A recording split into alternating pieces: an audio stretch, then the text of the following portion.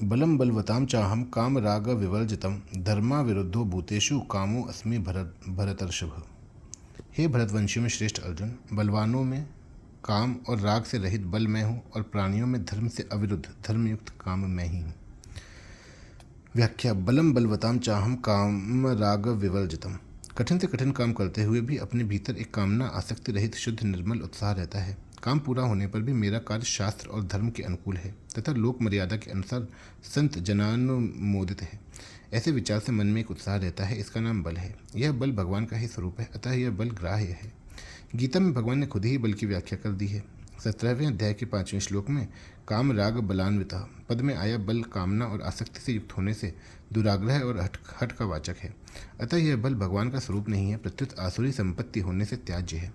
ऐसे ही सिद्धो अहम बलवान सुखी और अहंकारम बलम दर्पम पदों में आया बल भी त्याज्य है। 6ठे अध्याय के 34वें श्लोक में बल व दृढ़म पद में आया बल शब्द मन का विशेषण है। वह बल भी आसुरी संपत्ति का ही है, क्योंकि उसमें कामना और आसक्ति है। परंतु यहाँ जो बल आया है वह कामना और आसक्ति से रहित है, इसलिए यह सात्विक उत्साह का वाचक है और ग्राह्य है। 17वें अध्याय के 8वें श्लोक में आयु सत्व बलारोग्य पद में आया बल शब्द भी इसी सात्विक बल का वाचक है। धर्मा विरुद्धो भूतेषु कामो अस्मि भरतर्षभ। हे भरतवंशियों में श्रेष्ठ अर्जुन, मनुष्यों में धर्म से अविरुद्ध अर्थात धर्म युक्त काम मेरा स्वरूप है।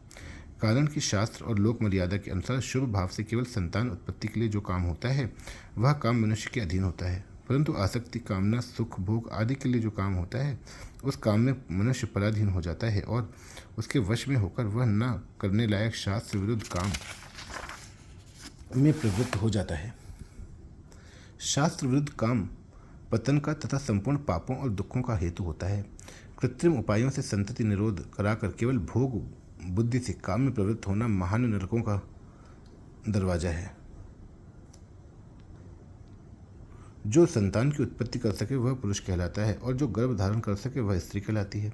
अगर पुरुष और स्त्री ऑपरेशन के द्वारा अपनी संतानोत्पत्ति करने की योग्यता को नष्ट कर देते हैं, वे दोनों ही हिंजड़े कहलाने योग्य हैं। नपुंसक होने के कारण देव कार्य, हवन पूजन आदि और पितृकार्य, श्राद्ध तर्पण में उनका अधिकार नहीं रहता।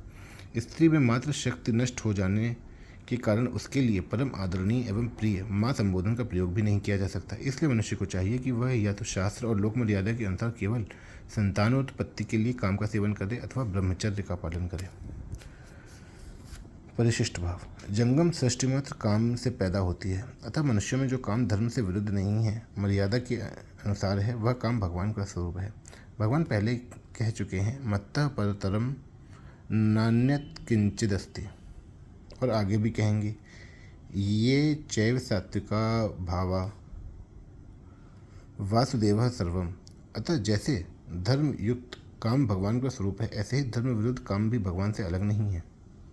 जो धर्म विरुद्ध काम का अनुचरण करते हैं उनको नरक रूप से भगवान मिलते हैं, क्योंकि नरक भी भगवान ही है। परंतु गीता का उद्देश्य मनुष्य को नरकों में अथवा जन्म मरण में भेजना नहीं है, प्रत्युत उसका कल्याण करना है। उद्देश्य सदा कल्याण का, आनंद का ही होता है, दुख का नहीं। दुख कोई भी नहीं चाहता।